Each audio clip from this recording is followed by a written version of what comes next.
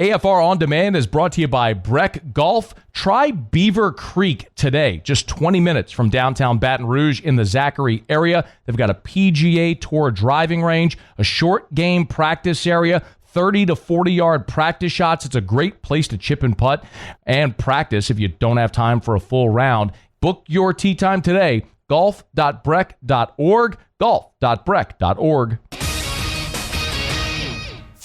Matt Moscona. I'm very important. After further review. Say it one more time. After further review with Matt Moscona. And here we go. Live from the Raising Cane studio. Let's ride!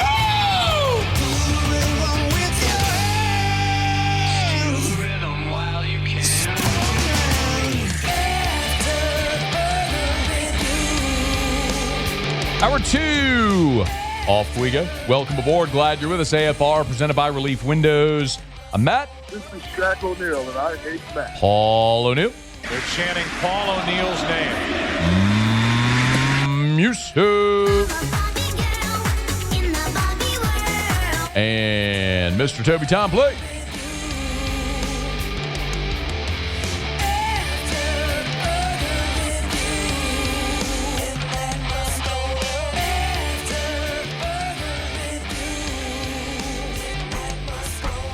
All right, we're here. Glad you are as well. Get out there and make it a good one. We'll dive into the Saints PFF grades about an hour from right now. Much more from Brian Kelly as the Tigers turn the page finally to South Carolina and begin game week. But we do it every Monday. We bring aboard our buddy Peter Burns from the SEC Network. Let's do it now.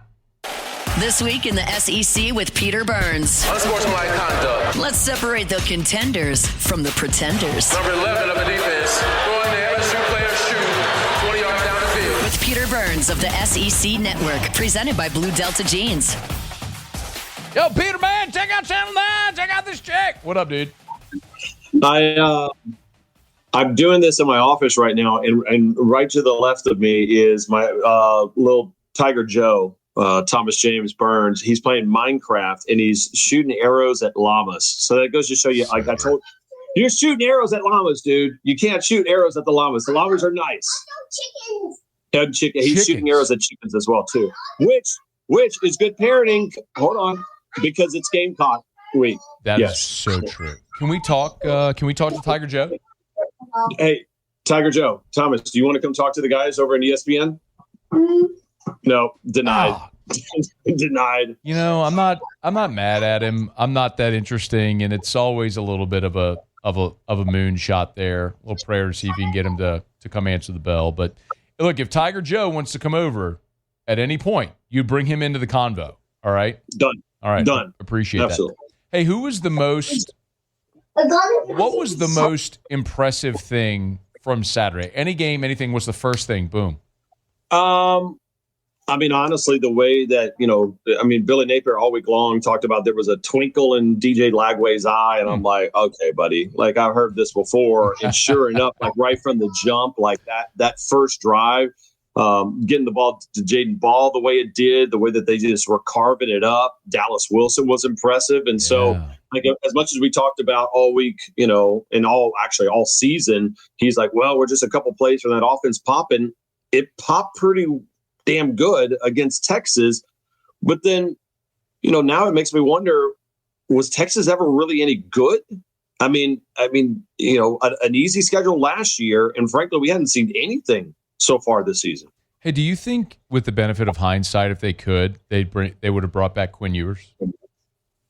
No, I think there was a plan right in the middle of like all of it. I mean, the reason why Arch and the whole Arch machine was going to be going to Austin was, hey, here's the deal. You're going to come here. Quinn's going to be there. He's going to play. You'll redshirt, then play a little bit the next year. And then by year 3, you've bulked up. You know how to just dominate SEC defenses. And yet here we are. And he looked scared. Now, in the same part, he played pretty damn well in the second half. But by that time, I mean, it was done, Matt. That's kind of the point, though, PB. Like, I can't help but think of what happened with Dylan Gabriel at Oklahoma. They had the succession plan for the 5-star. It went belly up, and Dylan Gabriel went undefeated at Oklahoma. I mean, it just feels like the way of the future now in college football is going to be the transfer of the veteran quarterback.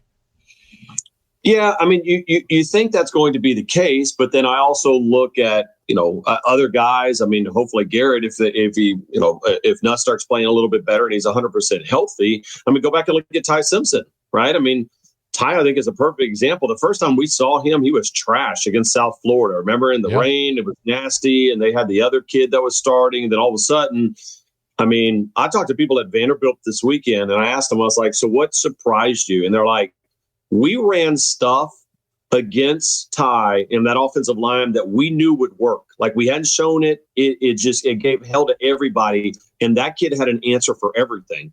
And so I think Ty Simpson's a great example of a guy that's there. And now he's playing as good as anybody right now. Yeah, Peter Burns with us at Peter Burns ESPN, brought to you by Blue Delta Jeans, BlueDeltaJeans.com. You, several weeks ago, were very high on Bo Pribula, and I think this is going to be a fascinating test case this week, PB, because now we get to see Missouri host Alabama, and while Missouri's got the gaudy record and all that stuff, this is sort of the, okay, let's see how good you really are. Give me an early thought, if you would, on that game, Missouri hosting Alabama. Yeah, I mean, I think the early thought is, and I go back to Bama-Vandy this weekend, Bama lost to Vanderbilt last year because Vanderbilt ended up having 40 minutes time of possession. Well, guess what happened this year? They flipped it, right? And it was Alabama that kept the ball a little bit longer. I think that's the game plan that Drink has been working on for 2 weeks. Is like, hey, we're going to do this outside zone rushing scheme that worked with Tyler Beatty. It's going to work right now with Ahmad Hardy. And frankly, as much as I like Cedric Alexander and Diego Pavia, that feels like almost a diet version of what Missouri has in Pribula and Ahmad Hardy. So I do think obviously I would love to see that game at night anytime you got a big game, but I don't think there's a drop off between Tiger Stadium at night and Tiger Stadium at 11 a.m. kickoff. There's no doubt about that. I don't know. Missouri's kind of that weird spot to where that place will be rocking come 11 a.m. And I think there's such a huge advantages now with the transfer portal and guys having some time to get rested and ready, that when you get a game plan and both teams aren't coming off a bye, only one team is coming off a bye, I think that's at least a 4 to 5 point favor of a team. So you're saying Missouri coming off a bye, being at home, big advantage Saturday? I mean, the way you said it almost sounded like a lawyer, like trying to goat me into something. But yeah, I do think it actually is a huge. Yeah, I'm just trying to clarify the point, because it's going to be. I'm a big believer, PB, and not just the audience is they hear me say this all the time. Not just who you play, but when and where you play them is such a big deal, and this is one of those spots, right? It's a spot on the schedule. 2 weeks in a row, right? I mean, you had an emotional game against Georgia. You win in Sanford. Everybody's talking about it. But then you also got Diego Pavia running his mouth, and the Vanderbilt, which I don't have a problem with, man. I mean, Vandy knows you're going to run your mouth. There people, if you do lose, there are people going to have at it. It doesn't matter. I'm fine for having emotion in college football. But everybody had circled that. Even you had Nick Saban talking about revenge against Vanderbilt, right, of all people, on game day. So that's wild. So that's 2 emotional games. And all of a sudden it's like, I don't have a hatred towards Missouri, and it's 11 a.m. kickoff. Like, frankly, buddy, I think this sets up perfectly for Drink, who I talked to Blake Baker in this offseason. I was like, Blake, give me the scoop on Drink. And Blake loved Eli Drinkwitz. And he's like, dude, he thinks this guy is legit. And the numbers have played out ever since he gave up play calling a couple of years ago. Yeah. A couple more for you. I want to go one more back before we go forward. Texas A&M, very impressive in the second half against Mississippi State. Yep. Do we know yet how good Texas A&M is? I think they're really good. And I think it's, the roster is solid. They got dudes at basically every single position. It's not just one. I mean, you saw it. Craver and Concepcion are legit. Ruben Owens, Le'Veon Moss, that's a good 1-2 punch. Reed, of course, acts as a running back when he wants to. I think they are trying to, I don't want to say force, but trying to almost like Jedi mind trick that Marcel Reed is this passer. And he can make plays, but if that thing does click, if Reed does all of a sudden feels more comfortable and that offense rolls, I'm not sure if they're not the best team, not just in SEC, but something that could compete for a national title. They win at the line of scrimmage on both sides, which is it's a great place to start. All right, before you go, South Carolina comes into Baton Rouge this week. Tigers coming off the bye. They need to feel good in the belly, and they need a win. I'm going to ask you, not from the LSU perspective, PB, but probably because you know more about South Carolina than most of our audience right now. What has gone so poorly for South Carolina early in this season? I think for them is this the fact that they don't have the sheer depth that they had last year, right? I mean, like even guys that they hit on, like Kyle Kennard, who they thought was going to be pretty good, but then you paired him on the 1-2 punch with Dylan Stewart, and all of a sudden you're like, damn, how do you block those guys? I mean, I think even from from just a skill position deal and almost on a depth deal. So, I mean, the thing is there's programs, and I think South Carolina is one of them, Matt, where you have to nail pretty much all your transfer portal guys in order to compete on that highest level of the college football portal, because of the recruiting is not nearly as good as it might be for, I don't know, for Bama or for an LSU or an Ohio State or something along those lines. So for me, I think it has everything to do with they just haven't, yes, buddy. They didn't end up killing the transfer. Let's go, Tiger Joe. Hey, you got to say, who's your favorite team? LSU. LSU? Yeah. Okay. What team do you not like whatsoever? In college football? Alabama. You got to look at this camera right here and tell them, hurry, you got to go. Quick, people. Alabama. Okay, thank you, buddy. All right. Yeah, from birth, PB. We knew it from birth. When he was ordained Tiger Joe Burns, we knew. Jeaux. Game knows game. He knows ball. I love it so But by the much. way, Bama's really damn good this year. So Okay. I think Ty Simpson's really good. You think who's really good? I think Ty Simpson's good. Oh, I think they got 3 legit number ones as far as wide receivers. Daddy, do you know how to spawn the monster spawners? Do we know how to spell what? I gotta go spawn the monster spawners in my Minecraft. All right. You go do that. Is there a button to use? Like, I don't know. Tell Tiger Joe to keep crushing it. We're proud of him, and we'll talk next week. Thank you, Peter. See you, bud. That's Peter Burns of the SEC Network, courtesy of Blue Delta Jeans, BlueDeltaJeans.com, BlueDeltaJeans.com. I know nobody will ever take anything that I say about Alabama with a grain of objectivity, and I've earned that. It's my fault. That is a team that is not good in their defensive front seven. Vanderbilt had their opportunities. That's a tough place to play, and I'm not saying they're a bad team. And maybe it's just the standard that I'm looking at that Alabama set for itself. They are just not the dominant force that they were under Saban and never will be again. And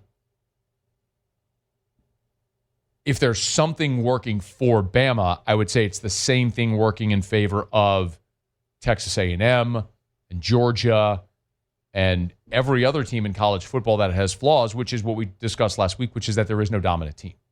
And so you get into that tournament, and it's going to be more about draw and how the bracket plays out, who's hot at the right time, and all that stuff, which makes it a lot of fun. All right, it's after further review. We're brought to you by Arco Power Systems, ARCCO, Arco.com, Arco.com, Arco.com, ARCCO, Arco.com. This is industrial Generac power. So this is for your business. This is not for your home, to be very clear. These are generators for your business, not for your home. And it doesn't matter what line of work, what industry you're in. Power goes out. What does your business do? Being offline for so many essential industries is not an option. Failure in being offline is not an option. So what do? Call Arco Power Systems. They can install a permanent standby generator option. They have rental options, and they can service your generator from San Antonio to Mobile, north to Little Rock, and points in between. They got offices everywhere. It's Arco Power Systems, ARCCO. It's energy for your business. These industrial Generac generators. Arco.com, ARCCO, Arco.com for Arco Power Systems. All right, y'all, it's after further review. Glad you're with us. Monday show is presented by Relief Windows. I want to knock out a break and come back and dive into what happened from Friday to now with the Kyren Lacy story, because the stories continue to evolve. And there's another step today in that evolution that I want to get to as we continue. We're glad you're with us here on AFR. AFR. Get Gordon and get it done. Gordon McKernan Injury Attorneys. You've been injured in an accident. It's not your fault. Do what injured people in our state have done for 3 decades. Get Gordon and get it done. Of course, you can always go to getgordon.com or follow Gordon on any of the social medias, Twitter, Facebook, Instagram, TikTok. They're everywhere. @GetGordon, @GetGordon, @GetGordon. We talk so much about what they do with the G team and the great NIL deals. Gordon gives many ways they give back. But Gordon does a great job also putting out content. It's legal advice at times, and then also testimonials. There's a video up right now of a woman named Candace, who is a real, actual client of Gordon McKernan Injury Attorneys, and she shares her workers' comp case that Gordon's attorneys and team helped with.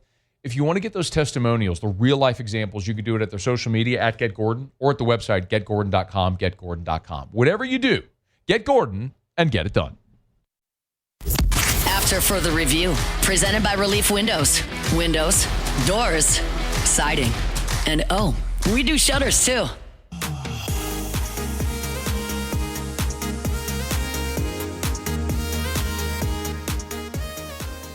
I thought that this is a process that takes time. I think I said back in, when this occurred, that let's wait until all the information comes out. Because for us to make these, universal statements early on, it doesn't serve anybody well. And so, I don't have any facts here. I'm following it just like you guys are. Let's just be patient and make sure that all the information gets out. He's loved by us, was loved before, and is loved after. So, there's not really a need to talk to our team. They follow it. They love Kyren. He was a great teammate, and he's going to be missed. That was Brian Kelly on Monday, meeting with reporters and discussing, giving his response to what we now continue to see transpire and evolve with Kyren Lacy. We were on air Friday when the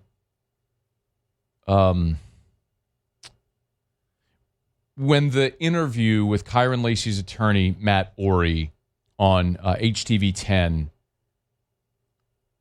first dropped.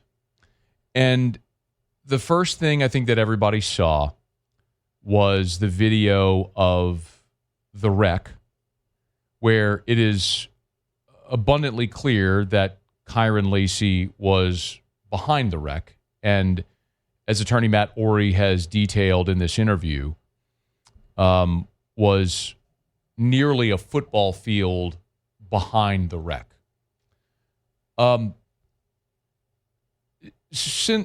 And on Friday when we were here, we just had this sort of initial reaction because I hadn't had time yet to watch the entire 44-minute interview on HTV 10 that that attorney Matt Orey had given. You can see this now as this has transpired. And since this video and this interview dropped on Friday, there have been several more advancements in the story.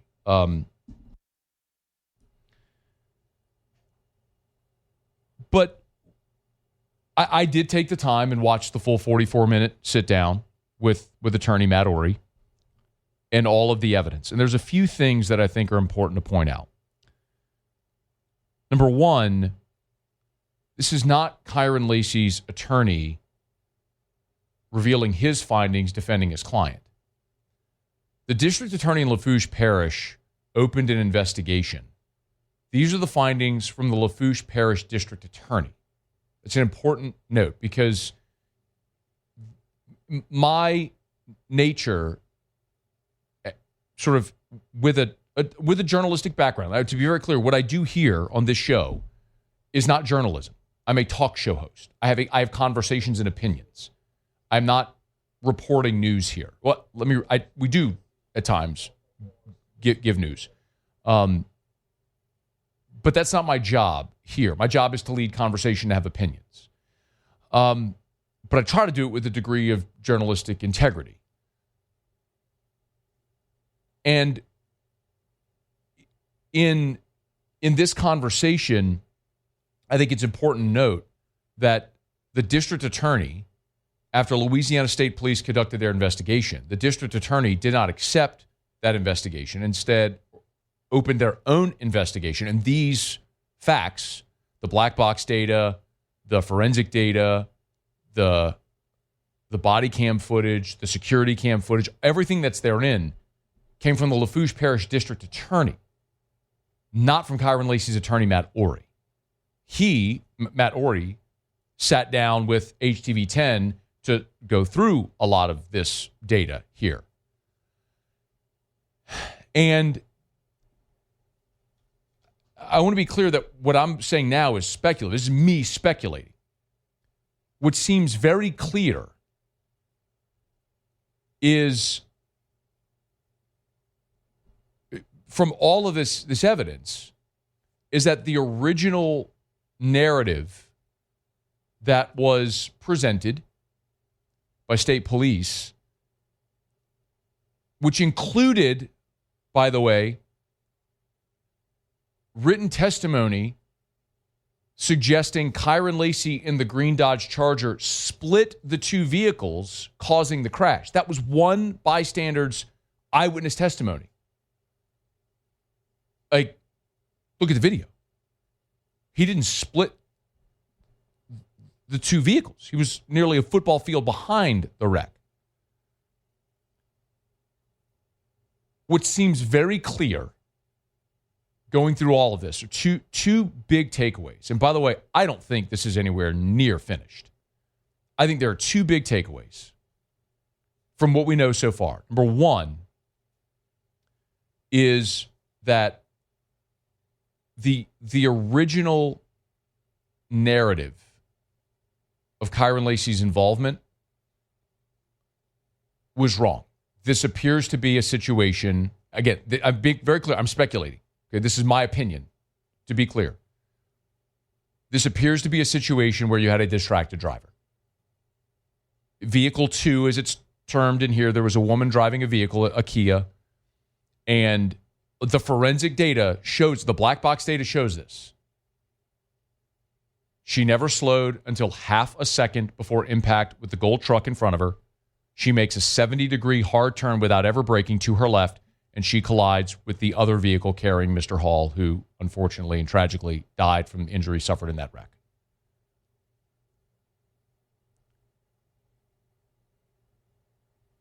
Again, she never slowed.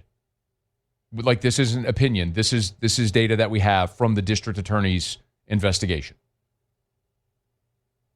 We also know that the state police investigation, in particular, one trooper, there are major inconsistencies with the statement given by the driver of the gold truck, and which is on body cam footage, and the written statement submitted by state police. And that is the hardest thing to reconcile right now. Because the trooper goes to speak to this man, and if you didn't watch the whole thing effectively, the original story was that the man driving this gold truck had to slam on his brakes to avoid the Dodge Charger, causing vehicle 2 that the woman was driving to correct, to veer left. They say that the gold truck slammed on their brakes, veered right. The Kia then had to veer left, which caused the wreck. And they're saying that it was the Dodge Charger which caused that reaction. we know from this data that the gold truck, the man gives this sworn testimony and the data backs it up. He was going 28 miles an hour in a 35, and he was not braking. Not only did he not slam on his brakes, he wasn't braking. There were no skid marks. He says this on the body cam footage, and it's backed up. But you have the state trooper coercing this man to say, I need you to say you slammed on your brakes. You have to make sure you include that you slammed on your brakes to avoid the charger, which is a factual inaccuracy. And the man is saying that that's not what happened. And then the data, the video, and every bit of evidence supports this man's statement. But the written statement, which is not signed by the witness, tells a different story. And those inconsistencies create a massive problem here. And so I know there are some people who have not been happy with me saying this throughout the weekend. But the problem, and that is my speculation as to what happened, but the problem is the report from state police suggested that the Dodge Charger split the two vehicles from one witness and then also caused the gold truck to swerve right, which didn't happen. We have video and black box data from the district attorney, which says that didn't happen. So the story that state police originally were telling is just not true. So this is far from over. And the really unfortunate part now, subsequent, is that even after we have this information, state police responded. And all this is up at LouisianaSports.net, by the way, if you want to follow along. State police released a statement where they insist, quote, Kyren Lacy's swerving, passing cars, and reckless operation caused the series of crashes. They're still maintaining that, which is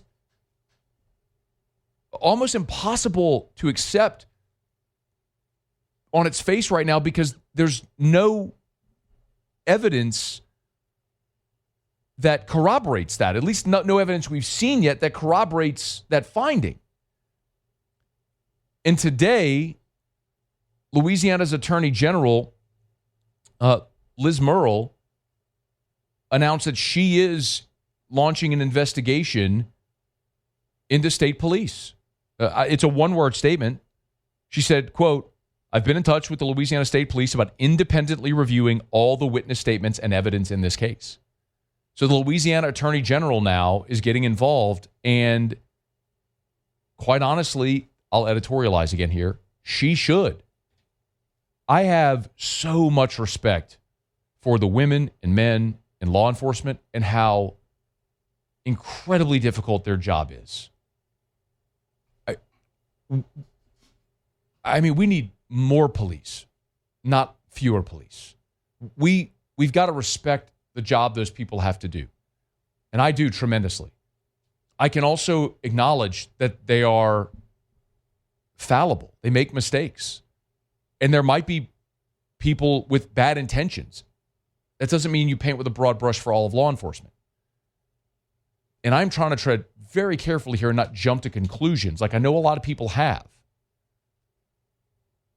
But it is absolutely essential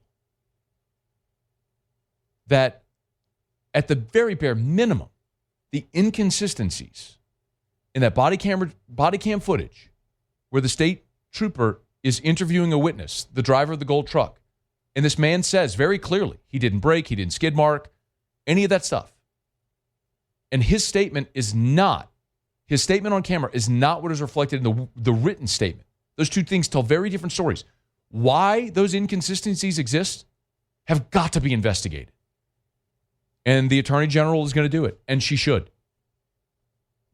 Now, I will tell you, today, I reached out to both Attorney Matt Orey and to Kenny Lacy, Kyren's dad. And Kyren's dad has been very vocal on social media since Friday.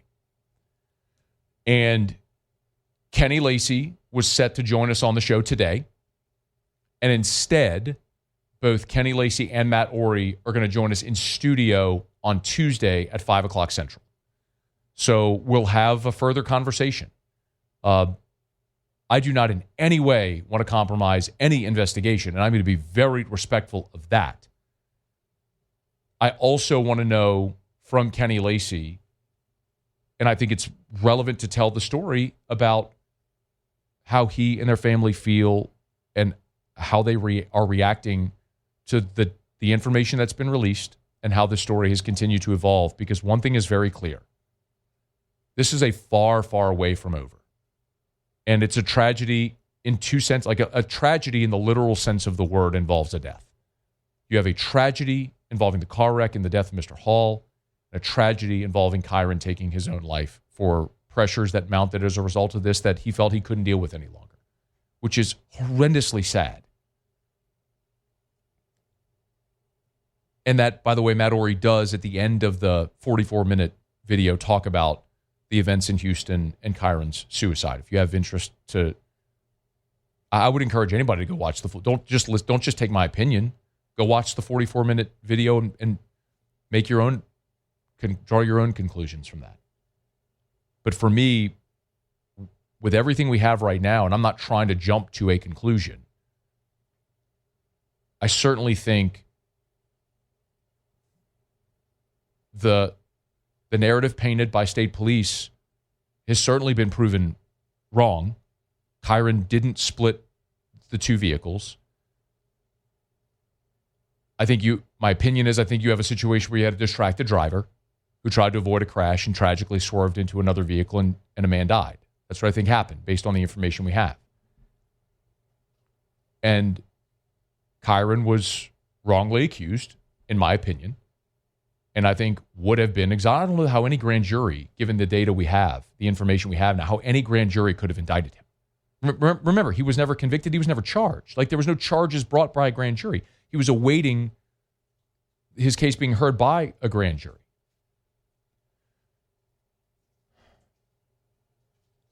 But it certainly feels like there is so much more that still has to be uncovered and disclosed. And with the Attorney General now being involved, that is absolutely going to happen at this point. And I hope that these proceedings bring some level of peace and comfort to Kyren Lacy's family and the family of Mr. Hall as we learn what exactly transpired and how it all came to pass. And I'll do my very best to share that information as in as unbiased and respectful a manner as I can, while also sharing my opinion, because that's what I get paid to do. I don't know that I have much more to say, but we will have both Kyren Lacy, Kyren's father, and attorney Matt Orey in studio with us on Tuesday at 5 o'clock Central. And you'll have an opportunity to hear from those two men. Okay, I'm going to knock out a break, and we'll continue here on AFR. After further review. We're brought to you by Glow Resources and glowresources.com. GLO, glowresources.com. Complete employer solutions. It's Glow Resources and glowresources.com. No matter what industry you're in, if you're a business owner or you're an operations manager, a hiring manager, an HR manager, if you're the person in charge of finding the right people to make your business operate as efficiently as possible, you need Glow Resources. The bottom line is, no matter what you do for a living, and you could be awesome at it, I'm certain what you don't do is interview people all day. That's what Glow Resources does. They cast a net far and wide, and they conduct some 15,000 interviews over the course of a year. So they know the questions to ask to find the right people for the job that you're trying to fill. And these aren't temp staffing solutions. These are permanent solutions. And there's nobody better than Glow Resources. So check them out online at glowresources.com. After further review, presented by Relief Windows. Windows, doors, siding, and we do shutters too.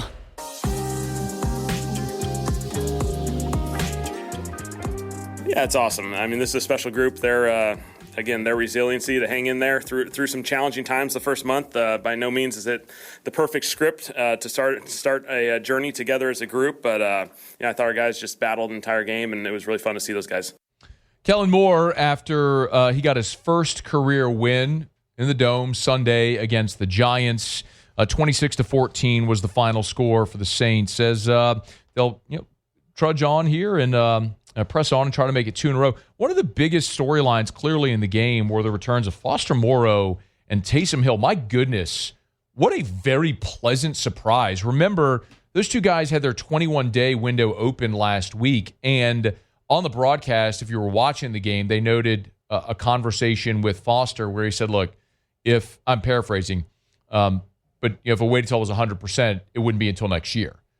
So not 100%, but getting out there and playing. And when you look at the snap counts, man, really encouraging to see.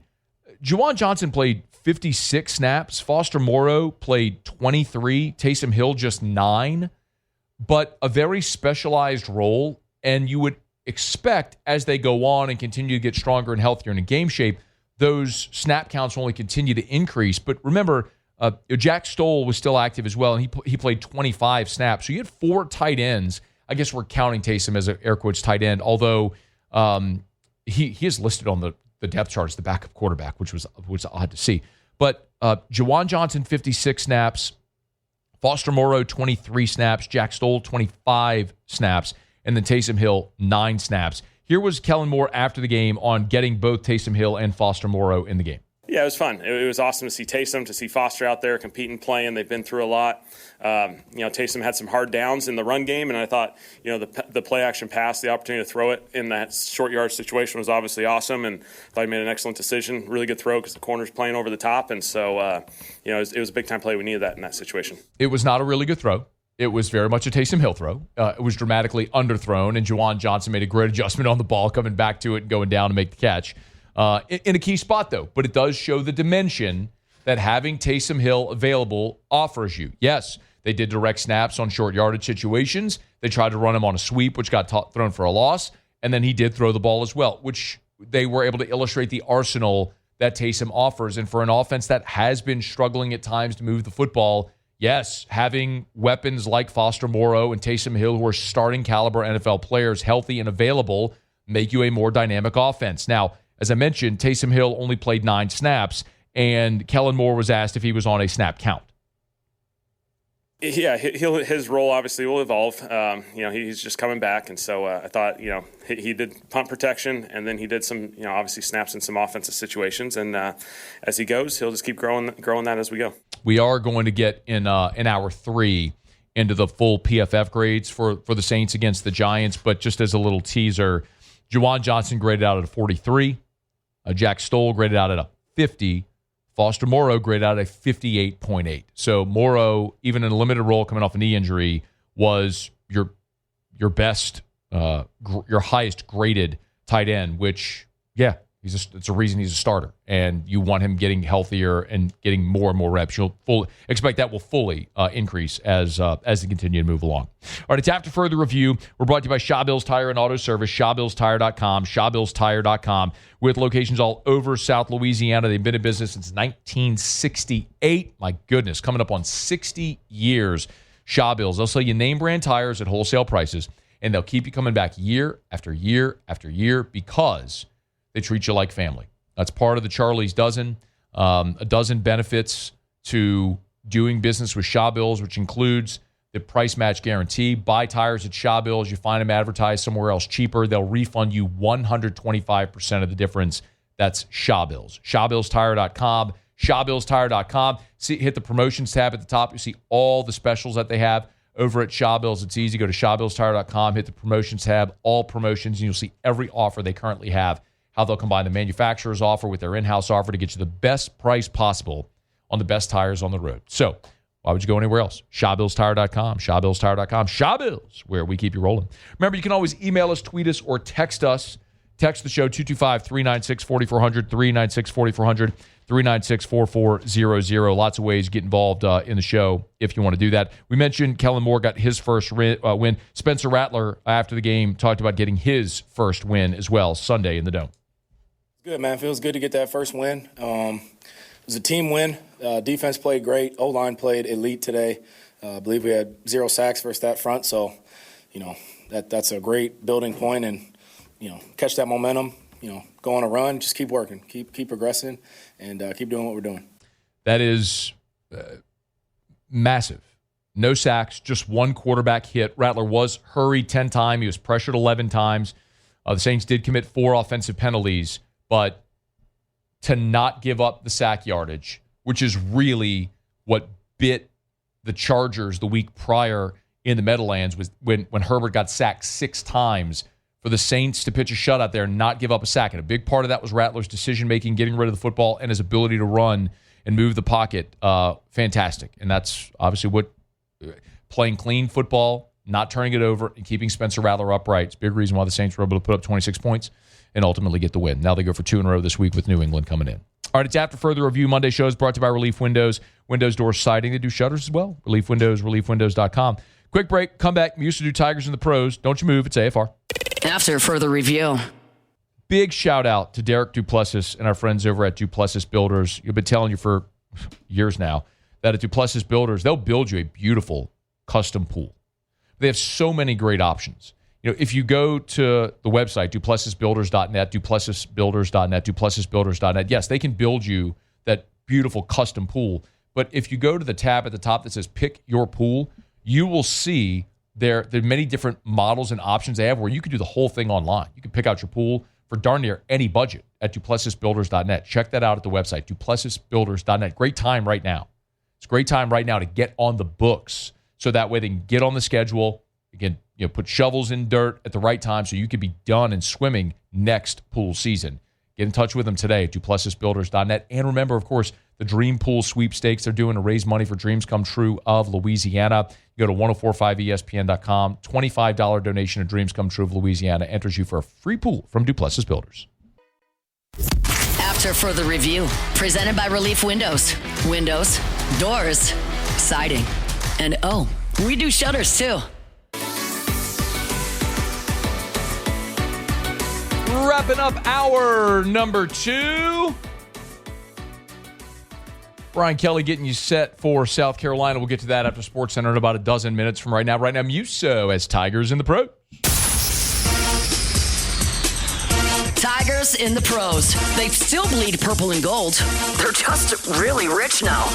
All right, let's start in London with Vikings and Browns. Justin Jefferson stuffs the stat sheet again. 123 receiving yards off of 7 receptions, a long of 38. Did not find the end zone. Justin Jefferson through 5 games, just the 1 receiving touchdown so far this year. Obviously, a couple different quarterbacks he's been playing for, but see if that doesn't improve or increase, I should say, as the Vikings continue to go throughout their season. And then Grant Delpit was on the other side for the Cleveland Browns. 4 stops, a pass defense. Really had himself a nice day as well. Jamar Chase putting up Travis Hunter numbers in Cincinnati. 6 receptions, 110 yards, and 2 touchdowns, along with 64. He also had 3 tackles.